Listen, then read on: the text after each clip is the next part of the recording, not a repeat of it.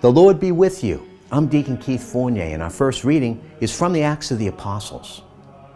When Pentecost Day came round, they had all met together, when suddenly there came from heaven a sound as of a violent wind, which filled the entire house in which they were sitting.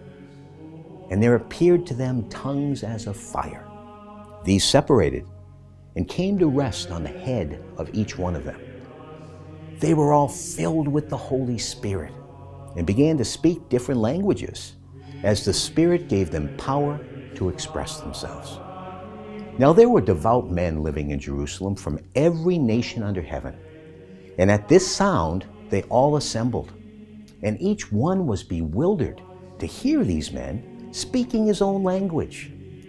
They were amazed and astonished. Surely, they said, all these men speaking are Galileans. How does it happen that each of us hears them in his own native language?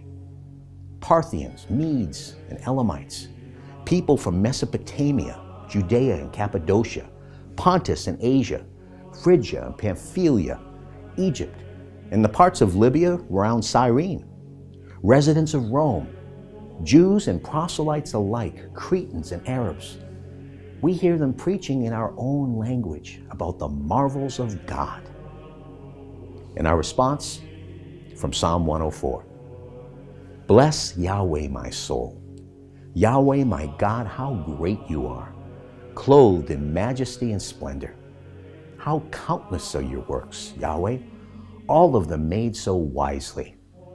The earth is full of your creatures. Turn away your face and they panic. Take back their breath and they die and revert to dust. Send out your breath and life begins, and you renew the face of the earth. Glory to Yahweh forever. May Yahweh find joy in his creatures. May my musings be pleasing to him, for Yahweh gives me joy. In our second reading from the first letter of Paul to the Corinthians. Because of that, I want to make it quite clear to you that no one who says a curse on Jesus can be speaking in the Spirit of God. And nobody is able to say Jesus is Lord except in the Holy Spirit.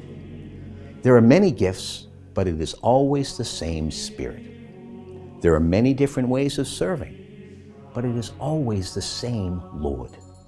There are many different forms of activity, but in everybody it is the same God who is at work in them all. The particular manifestation of the Spirit granted to each one is to be used for the common good.